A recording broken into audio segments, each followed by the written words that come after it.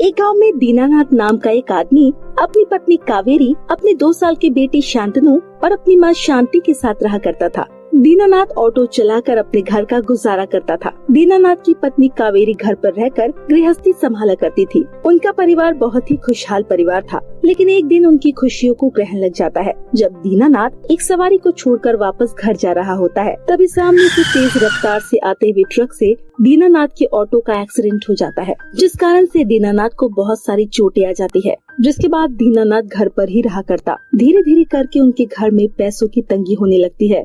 क्या बात है कावेरी, तूने आने में बड़ी देर लगा दी। अब तू कब खाना बनाएगी?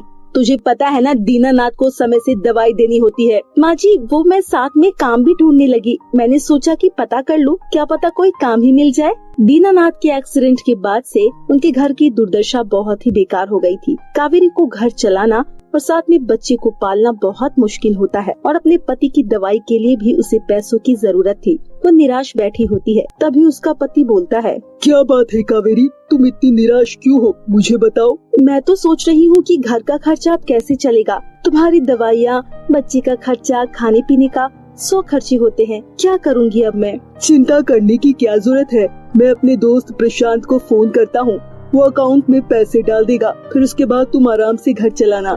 अरे तो कौन सा फ्री के पैसे होंगे, देना तो बाद में पड़ेगा ना, और इस तरह हमारे ऊपर कर्जा हो जाएगा। मैं कर्जा बिल्कुल नहीं चाहती हूँ। अब तो समय आ गया है मेरा घर से बाहर निकलने का। मुझे कोई न कोई काम ढूंढना होगा जिससे मैं अपना परिवार चला सकूं। कावेरी, मुझे माफ कर दो, मैं तुम्हारी कोई सहायता नहीं कर पा रहा हूँ। अरे आप क्यों माफी मांग रहे हैं? कौन सा ये सब कुछ आपने जानबूझकर किया है?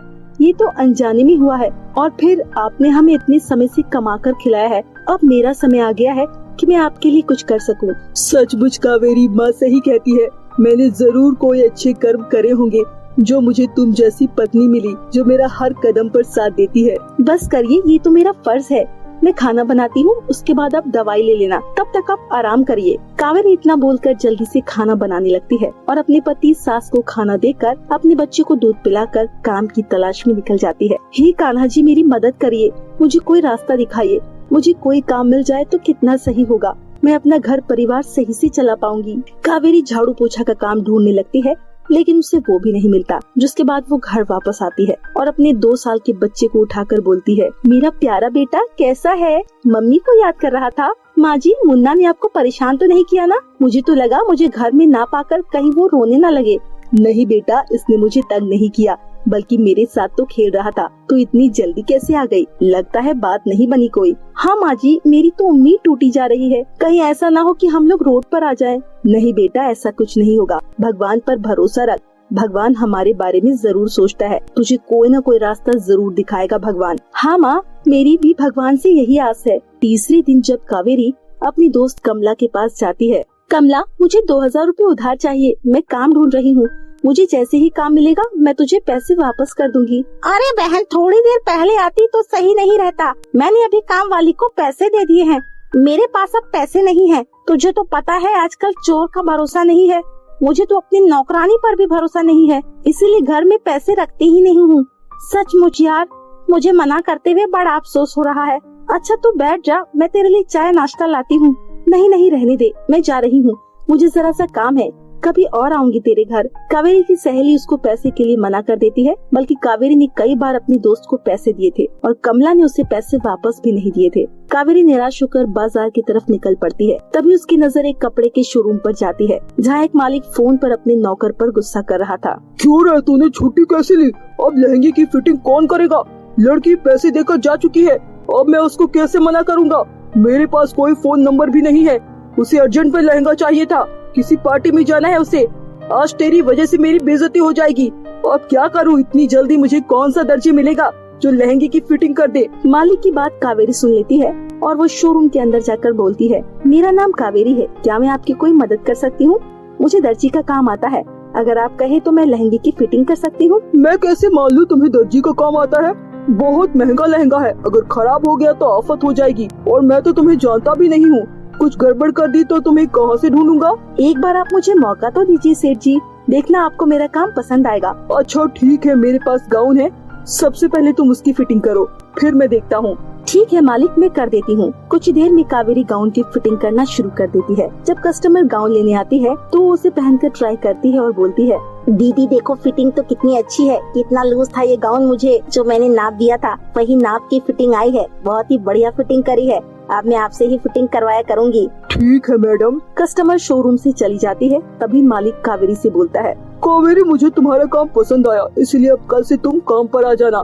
मैं तुम्हारी सैलरी फिक्स कर देता हूँ। धन्यवाद, आपका शुक्रिया मालिक। कावेरी बहुत खुश होती है।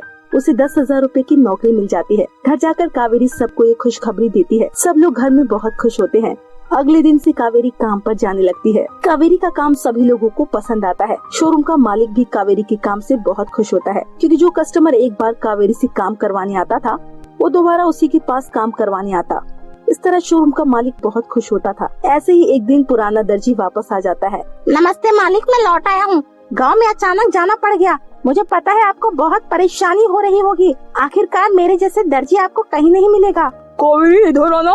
मेरी पुरानी कस्टमर ने तुमसे लहंगा सिलवाने के लिए भिजवाया है। 10 दिनों में उसे ये लहंगा चाहिए, इसलिए तुम इसकी अच्छे से सिलाई करना। ठीक है सर, मैं कर दूंगी। अच्छा, तो आपने इसको काम पर रख लिया। कोई बात नहीं मालिक, मैं कहीं और काम ढूंढ लूंगा। हाँ, गलती तो तेरी ही है। अब देख लियो तू कहीं और काम। वो तो कावेरी है जिसने समय रहते मेरा काम कर दिया, नहीं तो मेरी दुकान की तो धज्जियां उड़ जाती।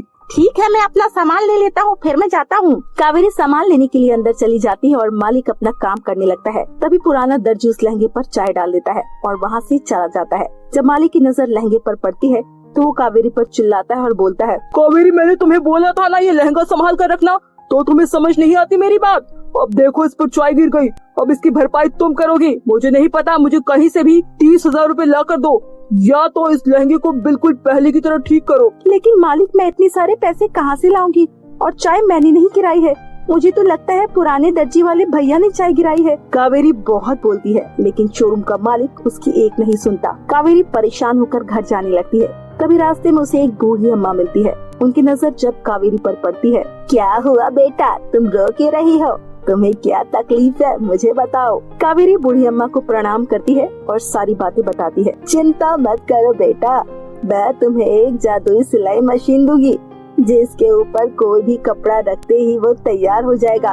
बस तुम्हें मन में उसकी छवि याद करनी होगी। इतना कहकर बुढ़िया अम्मा हवा में जल छिड़कती है। तभी वहाँ पर एक जादुई सिलाई मशीन प्रकट हो जाती है। बूढ़ी अम्मा वो सिलाई मशीन कावेरी को दे देती है। कावेरी सिलाई मशीन लेने के बाद बूढ़ी अम्मा को धन्यवाद कर अपने घर आ जाती है। अगले दिन कावेरी शोरूम से वो लहंगा ले आती है और घर आकर उस लहंगे के कपड़े को मशीन के ऊपर रख देती है, जिसके बाद मशीन बहुत ही सुंदर लहंगा अपने आप सिलकर दे देती है। जिसके बाद लहंगा ले जाकर कावेरी शोरूम के मालिक को दे देती है। जब शोरूम का मालिक अपना सीसीटीवी कैमरा चेक करता है तो उसे अपनी गलती पर बहुत शर्मिंदगी महसूस होती है, क्योंकि पुरानी दर्जी की सारी सच्चाई उसके सामने आ गई थी। लेकिन शोरूम मालिक ने उस समय कावेरी की बातों पर विश्वास नहीं किया था। उस दिन के बाद से कावेरी जादुई सिलाई मशीन की मदद से खुद अपने घर पर ही लहंगे सिलने लगती है, जिसके बाद वो बाजार में उन्हें बेचा करती थी। धीरे धीरे करके उसकी जिंदगी में पहले से सुधार आ जाता है, जिसके बाद वो हंसी खुशी अपने परिवार के साथ अपना जीवन बिताने लगती है। तो मेरे प्यारे दोस्तों, कैसी लगी आपको हमारी ये कहानी? कमेंट कर जरूर बताएं। अगर कहानी अच्छी लगी हो तो वीडियो को लाइक, चैनल को सब्सक्राइब करना ना भूले। फिर मिलती हूँ आपसे मजेदार इंटरेस्टिंग कहानी के साथ। तब तक के लिए बाय बाय दोस्तों।